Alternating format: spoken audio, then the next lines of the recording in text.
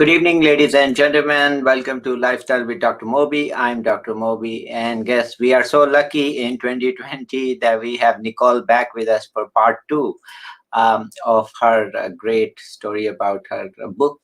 And let's welcome Nicole back. Nicole, how are you? I'm great. I'm just happy New Year. It's the last day of 2020, so we're doing it right with the podcast here with Dr. Moby. Yes, well, there are a lot of things, happened in 2020, and I had earlier one podcast, and we wanted to maybe let me ask you about that since we talked a little bit about 2020. So tell me about it. I know 2020 was a kind of very different year for many reasons, but tell me what is your how Nicole views 2020. Um, 2020 was horrible for so many people, and we were all faced with so many challenges and fears and loss and devastation. Mhm. I personally did lose some loved ones to the virus, and I lost gainful employment to the virus, which allowed me to focus on my writing. So there was something good I could focus on while we trudged through this year. So I went full time into the writing world, and there I found an exciting new group of wonderful people in the writing community, and a lot of people out there to help others. And that's one of the things I wanted to talk to you about today. Mm. There are just so many people who just want to lend a hand, want to help you out, want you to if you're searching to do better, they're there to help you to do so.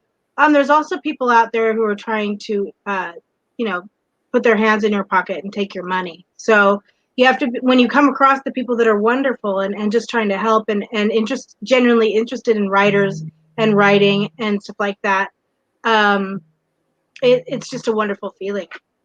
Mm.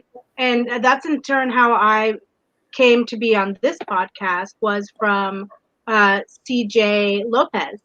Yeah. She runs the Author Studio, and she prepped me for my first interview when I had the local paper here, because I was nervous, knowing I write women's fiction, and it's not always for anyone or everyone, but I do write to inspire and entertain and empower women. So in my own way, I feel like I'm helping women as well through my writing and my words. I find that my readers find that they're relatable, and there's always positive outcome within my stories for people who've been knocked down, who are able to triumph and get back up and live a great life. So following all of the adventure and everything like that, life doesn't always run that smoothly, especially in years like the one we're having this year. And I think it's just the way you ride it. And I I've had a lot of really great time to expand on the writing, maybe start a new career here in the writing field, helping other writers. And I think if we look back, I think you're saying great things about writers and young writers or new writers, which are never had writing experience, which include myself too. I have only one book. Um, Mhm. you know, Although I've rewritten this book 3 times, but that points to that same thing. We all go through that. When I finished my this first book, I got feedback. It was on Amazon, and the good thing, there's a pros and cons of Amazon and so forth. Yeah.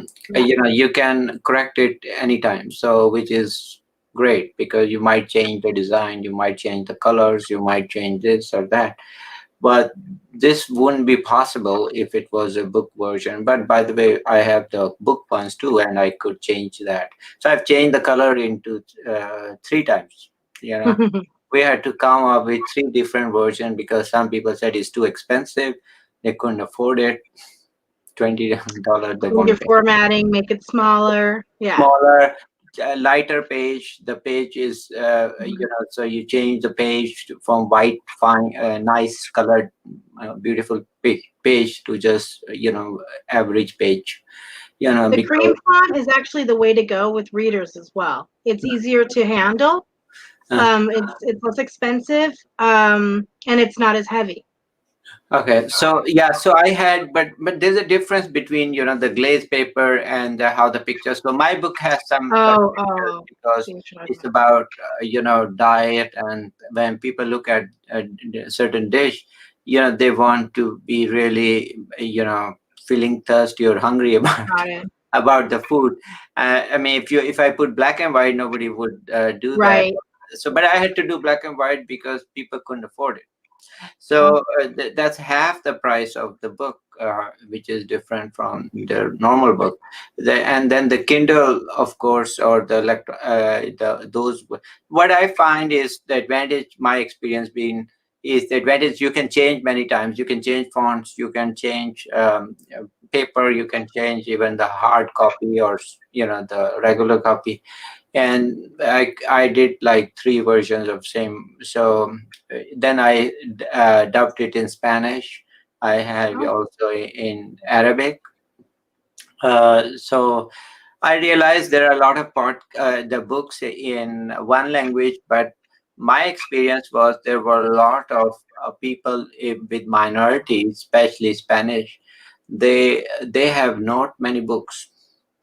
So hmm. my advice to you, maybe you should think of Spanish version.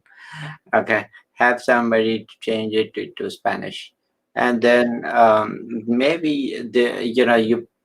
That is my advice. I found that yeah, I have a lot of Spanish, and they say we don't want English book, we want Spanish book. So I had to put Spanish book. So what do you think about that? As far as what I've written, I don't think it would adapt well in another language. Okay. Um, it's maybe it would. I'd have to look into that. I mean, I can tell you what you told That's me. the very first time I've heard that, so I'm trying to take it in. Yeah, yeah. Well, think about it. The reason I'm saying is because what a story I think we went over that with our episode number one, and the story was actually very fascinating, and the whole concept, everything. You won't be surprised if I tell you that a lot in my culture. I'm from Pakistan. A lot of literature there has very similar kind of stories. Then they'll so romantic. I always find it Right. fascinating. I always find that universal language. So romance is universal language, and so I have heard French stories. I have heard Spanish, Arabic, and so I hear all those, and it's fascinating the way they express it. That could be different, you know. But pretty much, it's quite a universal language. So because your topic is so universal and has such a universal appeal, so that's why I thought maybe that's my time. So I'll try it in the UK first. yeah. Uh, I do actually have scenes in Mexico in the book. Um, in most of my books, there are scenes in Mexico. I live 10 minutes from the border, so I've spent a lot of time in Mexico. Oh, okay. So you know that pretty much. Yes, I'm pretty familiar with So Mexico. So the other question is, how can we support, the community of new authors? I think we talked. Should we have some kind of club, book club, or some kind of? Uh, Oh, um, you mean when I was talking about my business that's starting up? It's called the Storytellers Review Room, mhm, and it's a read and critique resource. So there will be workshops of small groups, mhm, um, read and critique classes with open genre and fiction, mhm, and people will be shuffled around to see where they fit in the beginning. mhm, However, these submissions tend to work well when people have opposing genres. because there's also opposing opinions. So Mhm. you get people who are familiar with your genre, but you also get a totally opposite opinion. So I find that it works when you work with a diverse group. So it will be small Zoom um, meetings once a week, and people will submit their work, and there'll be a maximum of 5 people per class. And all 5 authors work on each other's work. So by fixing other people's mistakes, you also realize that you're making the same mistakes, but you also help them find the plot holes that are missing in their stories. A lot of times writers get so far into their heads and their creativity, they can see what's happening, but sometimes they don't put it out on the page for the reader to see, and they get left out. It's like leaving someone out on a secret. So when you get extra sets of eyes, a lot of people use beta readers, a lot of people use alpha readers, but this is more from the very beginning of the book, the developmental phase of the book, the first draft, so that you get people who are like, wait a minute, how did we get to here from there? We missed something here. And then you go, oh yeah, just takes a sentence. I need to fill that, I need to write that down. Reading critique has been uh, the biggest tool that I use Mhm. to develop my writing. And it also these groups are social in nature, and considering the state of the world right now, we also respect anonymity, but I've made friends in reading critique groups that I've had for a decade, and the only people who really, really like to talk about writing are writers. So this is the best place to do it. Plus, I've also accrued a little family of editors and book designers and podcasts and hosts and different ways to develop. If you're an indie, if you're publishing an independent novel, um, I there's so many resources out there that a lot of people haven't even clicked into yet, and I'm going to absolutely bestow this knowledge upon anybody who asks it of me. I wish I had someone who had been through these steps uh, helping me out. I don't get that from some of the classes that I've attended. I've attended some publishing classes, and just by being in the trenches is where you learn the ins and outs. And there's also another side of it. There's whether to stay on Amazon or to go wide. So that's a a big thing that people need to decide what they're going to do. It doesn't matter what; it's all a lot of work. So another thing about the writing community is we all respect how much we put into this, what we're doing, when a lot of people see very little end result. So it is a passion. It has to be your passion, or it's you take your chances out there, and it's needle in a haystack type situation. Mm. That definitely. Tell me also, is how the marketing aspect is. Uh, are you gonna? I know with COVID, it has changed everything. There was time, of course, you could do a book tour, or you could stop back at the mall and have Right. autograph copies or something. Um, so, do you have something on that lines for marketing? Um, I do have a book signing. It's been pushed back to just January 17th here in San Diego. Um, However, unfortunately for the indie bookstores all across the United States, Big Bad Amazon has taken over, and it's put a lot of small book um, stores in the ground. So for indie authors looking to market, there's a million different ways to get your books out there now. Most bookstores don't take independently published books anyway, so your chance of getting into a bookstore are very rare. As far as independently published books, you can put them out. You have to do the work. You have to do the advertising. You have to do the footwork. You don't have somebody doing it for you. And honestly, I know people who've been traditionally published and have published their own work, and they do better with the independently published work because they know how much work they're putting the work into it. What you do is you list it on Amazon, you list it on Barnes and Noble, you list it on Goodreads, you list it on BookBub, you list it on. I've got a list of 30 different places you can put it. Apps too. There's also, you can share newsletters, you can do takeovers, there's all these different. You also need to blog your work too, get people interested that way. It's all day long. It's never stopping, and I'm still learning the majority of it right now. So also tell me a little bit about what helps these we have talked a little bit about marketing.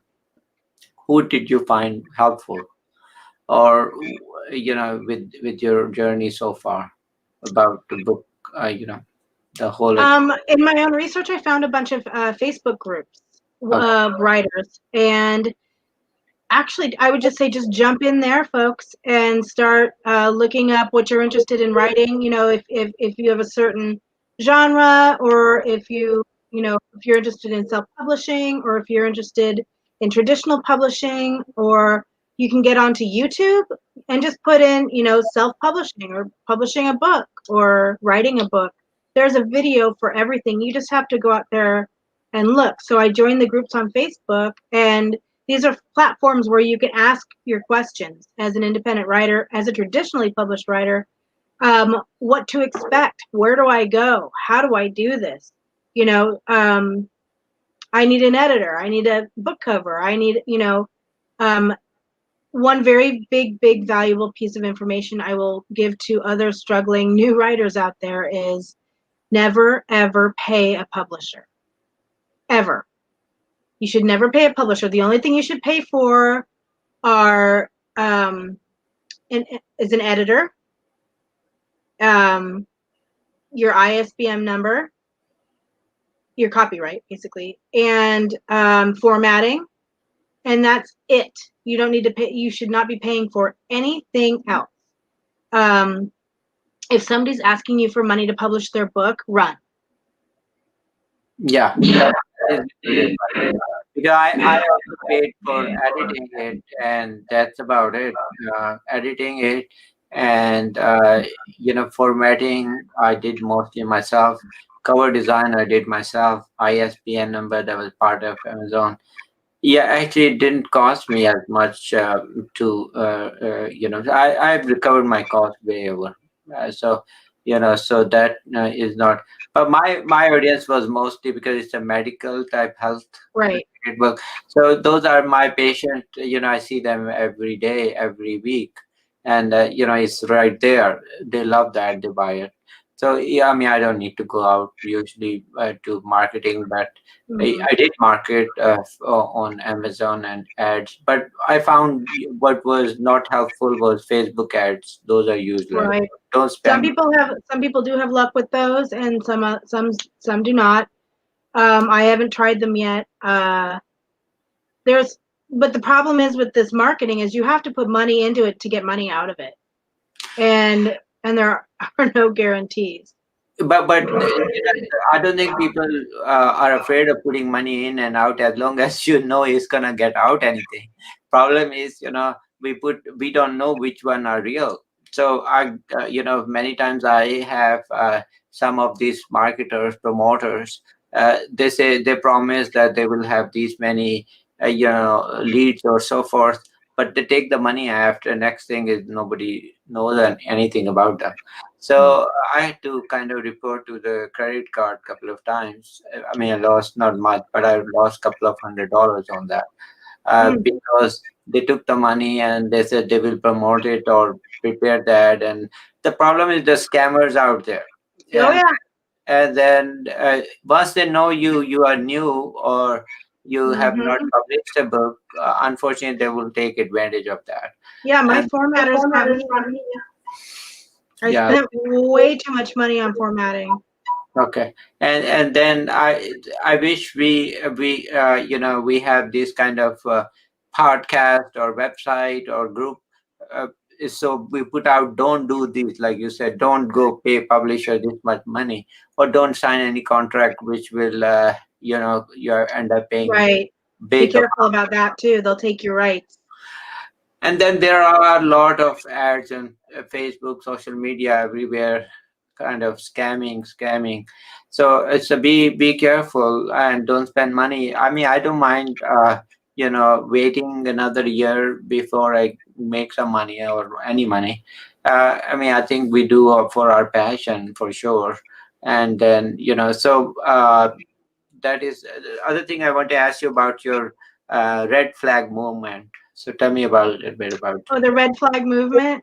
The red flag movement is something that the main character invented or developed in the book. Okay. So it's not something that I did. It's something that my character did.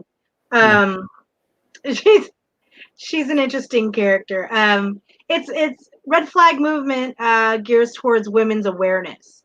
So if someone's, you know, a lot of people get caught up in passion, get caught up in love, and they don't see the red flags because they're blinded by love. That's why there's that expression. Oh, And so this woman takes steps forward to make sure that other women know when these red flags are right in front of them. now let me ask you: is it good to be blind in love, or is it not good to be blind?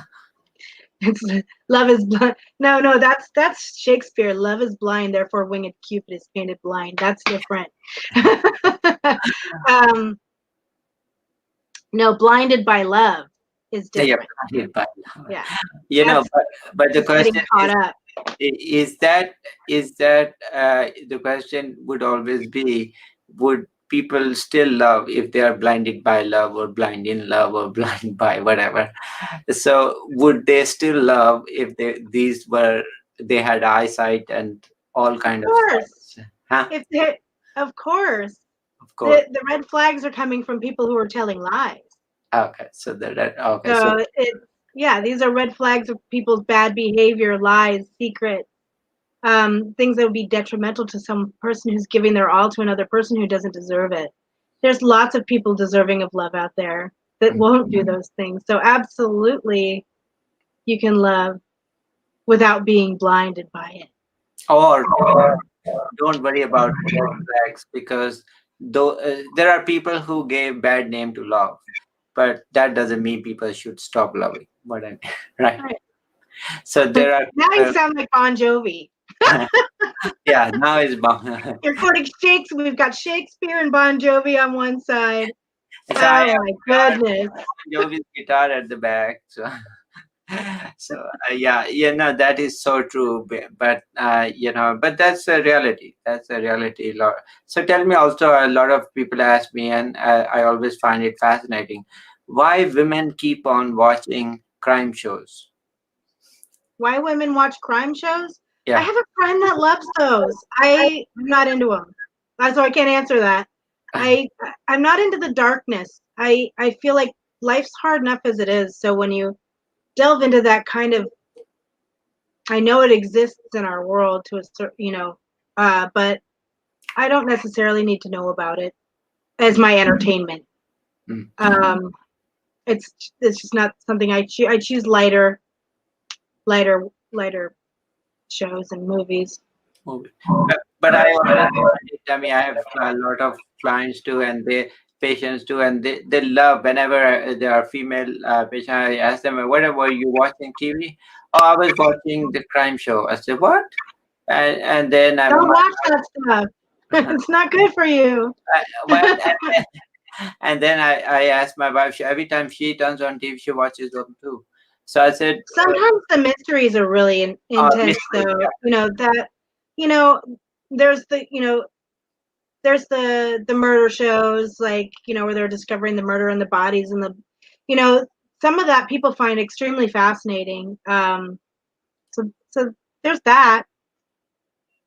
it plays with the mind, so it gives you a little bit of a workout and takes you on a journey. So I can understand why people enjoy that kind of stuff. I don't care for blood and gore myself. Hmm. Okay, so then I think we are reaching the end of our show. So tell me, any final message for 2021? Let's get rid of. 2021. Well, if there are any struggling writers out there who need some accountability or writing buddies, come see me at the Storytellers Review Room. It's a supportive place. Um, we respect your vision. It's done with the very least tactfully. Um, and there'll be other resources if you have other questions. Uh, and it's also a social environment.